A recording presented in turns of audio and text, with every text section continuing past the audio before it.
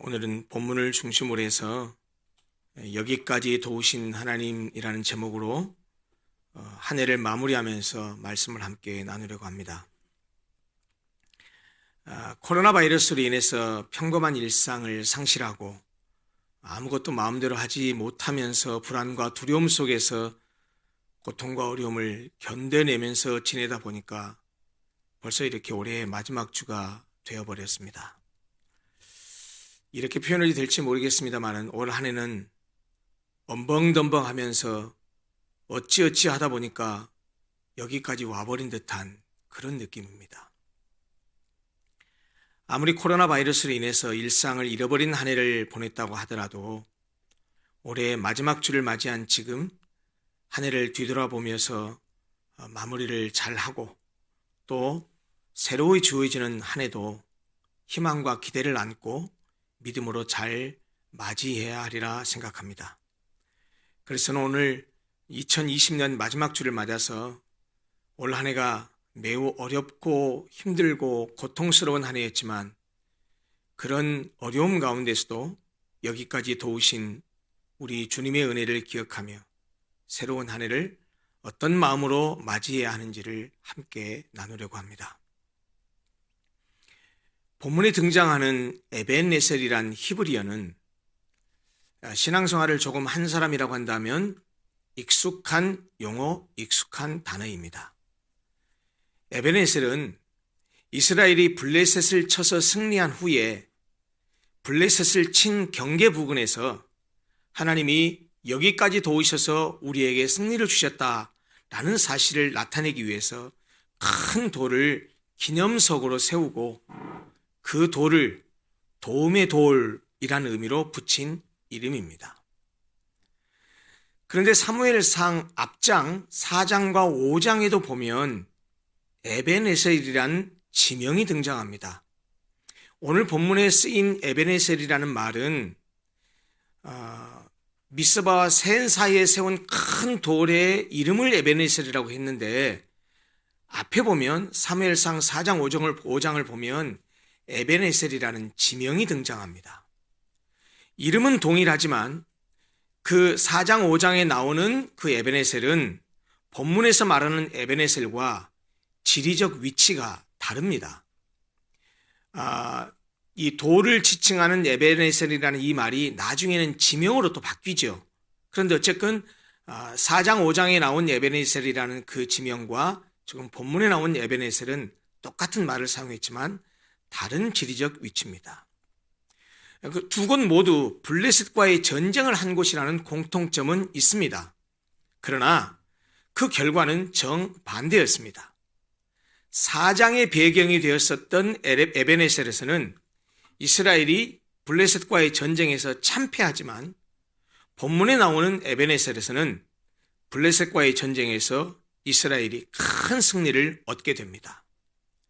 이 본문을 좀 이해하기 위해서는 그리고 여기까지 도우셨다라는 의미를 가지고 있는 이 에벤에셀의 하나님이 도대체 무엇을 의미하는지를 이해하려면 본문 앞까지에 있었던 여러 가지 사건들을 좀 더듬어 볼 필요가 있습니다. 사무엘상 4장부터 본문 바로 앞까지는 이스라엘과 블레셋의 전쟁 이야기가 계속해서 서술됩니다.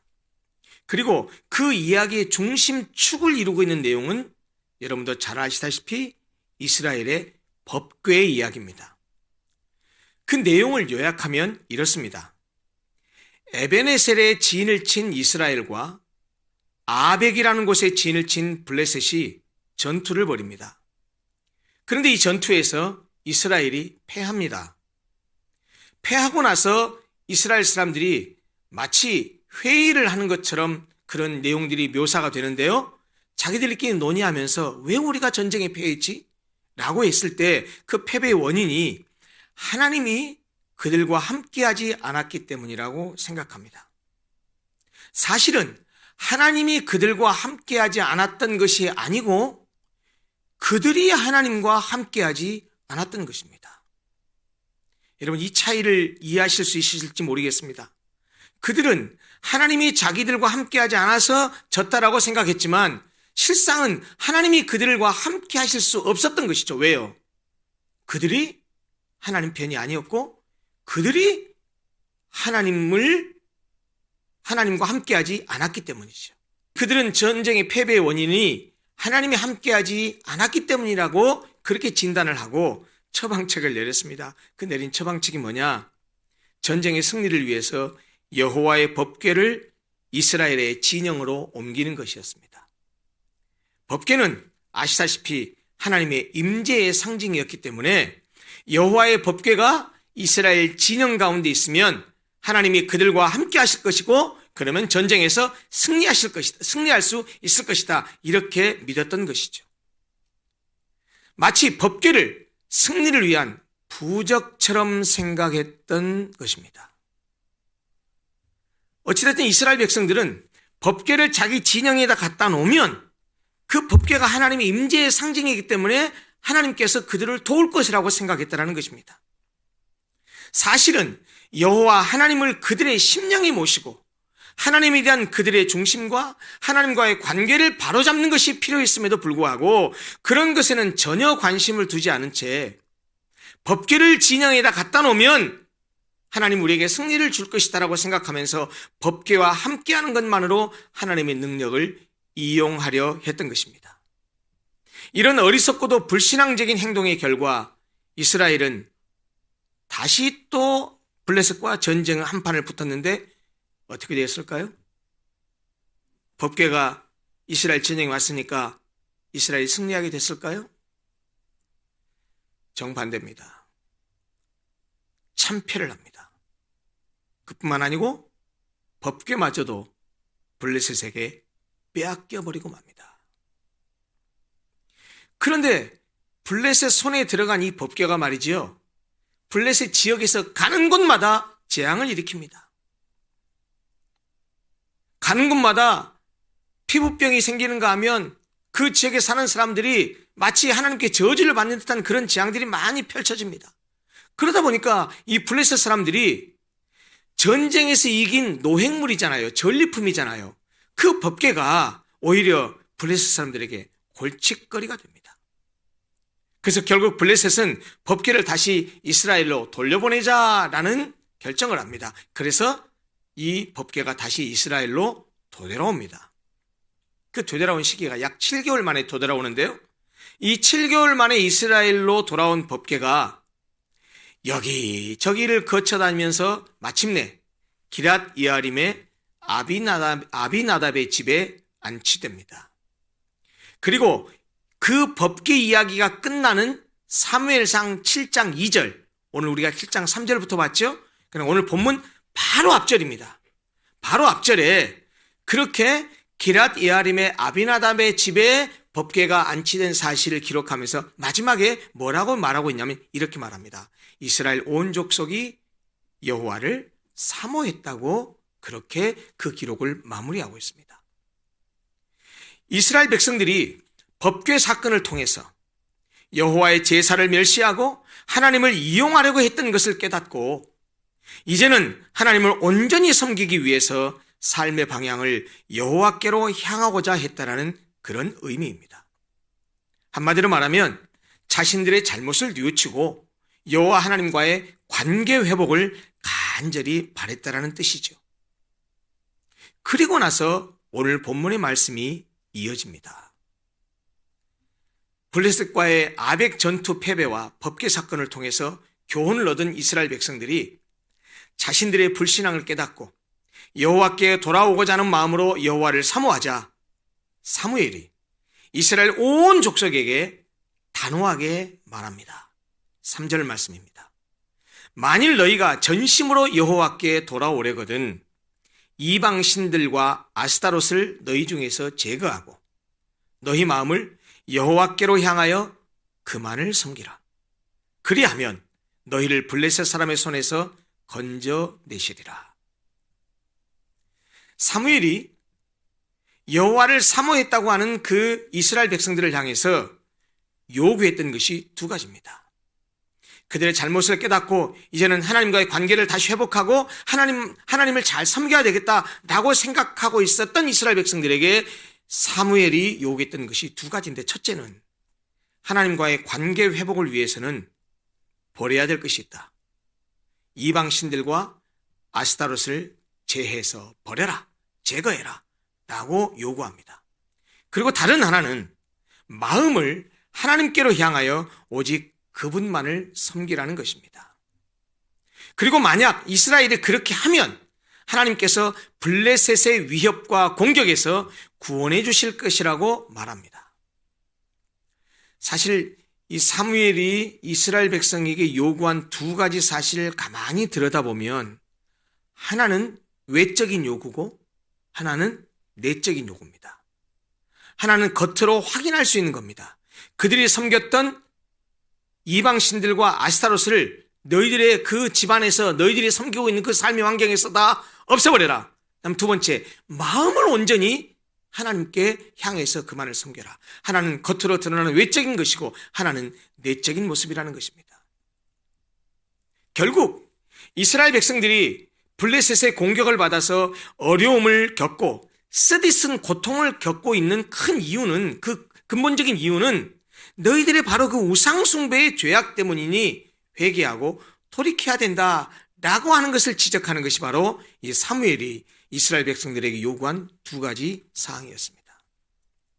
그런데 사실 이스라엘은 단 한 번도 하나님을 등진 적은 없습니다. 그러나 그들은 하나님 외에도 다른 신들, 곧 바알과 아스타롯을 섬겼습니다. 바알은 고대 근동 여러 곳에서 비를 내리게 하는 농경신으로 섬겨졌고, 아스타롯은 가나안 최고의 다산과 전쟁의 여신이었습니다.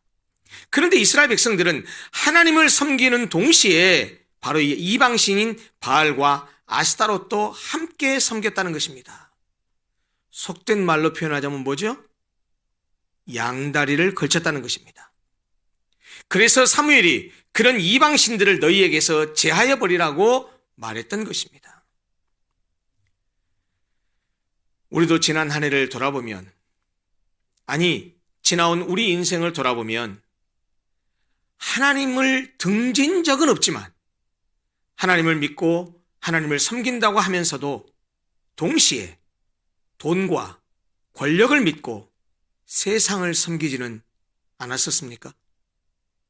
아니, 지나온 과거가 그런 것이 아니라 지금도 예수를 믿고 신앙생활을 하고 있다는 지금도 혹시 그렇게 살고 있지는 않습니까?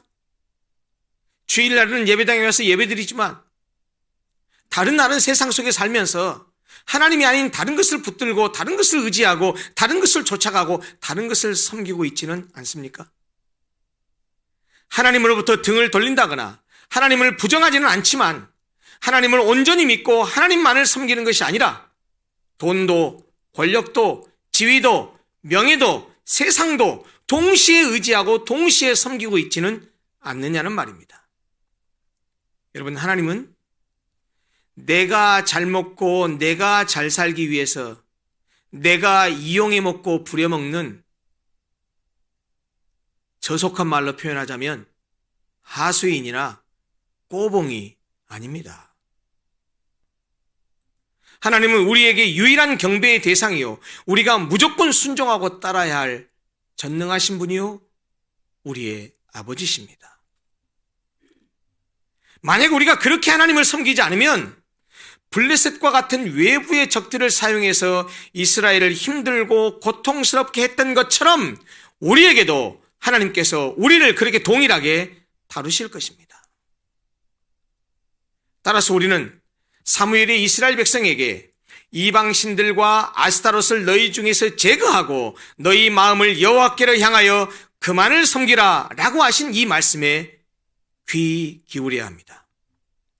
이스라엘 백성들이 블레셋으로부터 구원을 받는 길은 우상을 버리고 하나님만 섬기는 것이었듯이 오늘의 우리에게도 똑같습니다. 우리도 마찬가지입니다. 우리도 그렇게 할 때 하나님께서 우리 편이 되어주셔서 어떤 상황에서도 우리를 승리하게 하실 것입니다. 이것이 바로 이스라엘에게 요청한 사무엘의 바람이었습니다. 다행히 이스라엘 백성들이 사무엘의 그 요청에 순종합니다. 4절이 이렇게 말합니다. 이에 이스라엘 자손이 바알들과 아스타롯을 제거하고 여호와만 섬기니라. 이스라엘의 이 같은 태도는 예전에 하나님과의 관계를 망각해버리고 법궤를 마치 부적처럼 가지고 있기만 하면 전쟁에서 승리할 것이라 라고 생각했던 것과는 확연히 다른 태도입니다. 과거를 돌아보면서 자신들의 불신앙과 잘못을 깨달았기 때문입니다. 영적으로 많이 달라졌다는 말이지요. 오늘 우리에게도 한 해를 마무리하면서 이런 자세와 태도가 절실하게 필요하다고 생각합니다. 지난 한 해를 돌아보면서 혹시 내가 하나님을 섬기기보다는 하나님을 이용하려고 하지는 않았는지, 내가 하나님 외에 섬기고 따랐던 다른 어떤 것은 없었는지를 살펴보면서 내가 섬겼던 우상들을 버리고 여호와만 따르고 섬기는 결단이 필요하다는 말입니다. 이스라엘이 우상을 버리고 전심으로 하나님께 돌아오는 자세를 보이자 사무엘이 미스바에서 금식 기도회를 개최합니다. 그리고 이스라엘 백성들을 거기에 모이라고 초대합니다. 이 사무엘의 초대에 이스라엘 백성들이 미스바에 다 몰려서 함께 모입니다. 그리고 종일 금식하면서 기도합니다. 그들의 기도의 내용이 성경에 있습니다. 우리가 여호와께 범죄하였나이다. 우리가 여호와께 범죄하였나이다. 그들은 철저하게 회개했습니다. 그 뒤에 보면 사무엘이 이스라엘을 다스렸다고 표현하고 있는데 사실 그것은 진정으로 이스라엘을 향한 하나님의 통치가 이루어진 순간을 묘사하고 있는 것입니다. 이스라엘 백성들이 우상을 제거하고 전심으로 여호와께 돌아와서 우리가 여호와께 범죄했습니다. 우리가 잘못했습니다. 하고 자기들의 죄를 회개할 때 그때서야 하나님께서 그들을 온전히 통치하게 되었다라는 말입니다.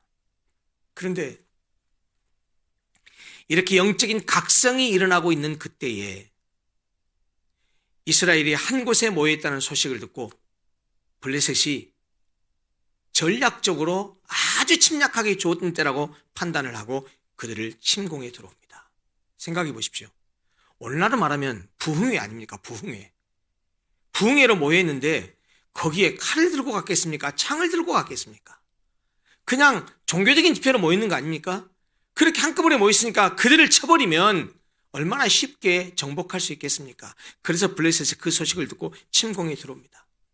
아무런 전쟁 준비를 하지 못한 이스라엘 백성들은 두려움에 쌓였습니다. 그들이 할 수 있는 건 아무것도 없었습니다. 그래서 사무엘에게 기도를 요청합니다. 그들이 요청한 기도의 내용이 이렇습니다. 8절입니다. 우리를 위하여 우리 하나님 여호와께 쉬지 말고 부르짖어 우리를 블레셋 사람들의 손에서 구원하시게 하소서. 예전에 아벡 전투에서 실패했을 때 그들이 내린 처방책이 뭐 있었습니까? 여호와의 법궤를 그들의 진영 가운데 갖다 놓은 거였어요. 그러면 승리하리라고 생각했어요. 아무 소용없습니다.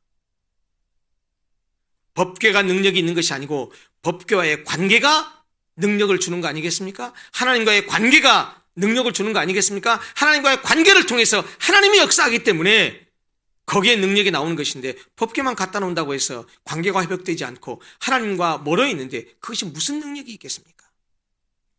그런데 변화된 그들의 모습을 보십시오.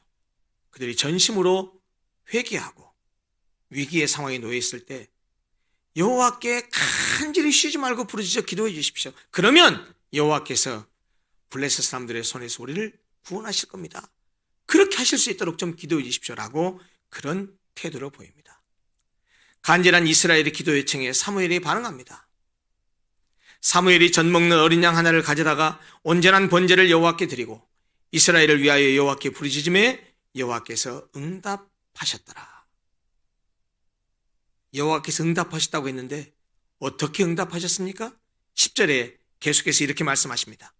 사무엘이 번제를 드릴 때에 블레셋 사람이 이스라엘과 싸우려고 가까이 오매 그날에 여호와께서 블레셋 사람에게 큰 우레를 발하여 그들을 어지럽게 하시니 그들이 이스라엘 앞에 패한지라. 이스라엘이 하나님께로 돌아오자 하나님께서 블레셋의 손에서 이스라엘을 건져주신 것입니다. 시대는 다르고 환경은 달라졌지만 전쟁과 같은 삶을 살아가는 우리가 하나님께로 돌아가 온전히 그분만을 섬기면 하나님께서 우리를 세상 모든 전쟁 속에서 우리가 살아내고 있는 모든 생존 경쟁에서 승리하게 하실 것입니다. 전쟁에서 승리한 후에 사무엘이 큰 돌 하나를 취해서 미스바와 센 사이에 세우고 그 돌 이름을 에벤에셀이라고 명명했습니다. 여호와께서 여기까지 우리를 도우셨다라는 뜻을 담은 그런 이름입니다. 원래 에벤에셀은 아까도 말씀드렸지만 도움의 돌이라는 뜻이죠. 그 도움의 돌을 보면서 하나님이 여기까지 우리를 도우셔서 우리가 블레셋을 여기까지 쳤다라는 의미를 담고 있는 그런 기념석입니다. 마치 광개토 대왕비 같은 그런 의미를 담고 있는 것이죠.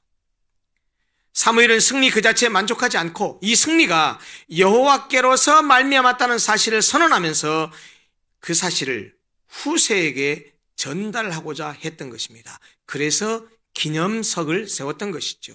그리고 그 사실은 오늘 21세기를 살아가는 우리에게도 전달되었습니다. 그런데 여호와께서 여기까지 도우셨다라고 말했을 때의 여기까지는 지리적인 의미, 공간적인 의미만을 뜻하고 있는 것은 아닙니다. 시간적인 의미도 함축하고 있습니다.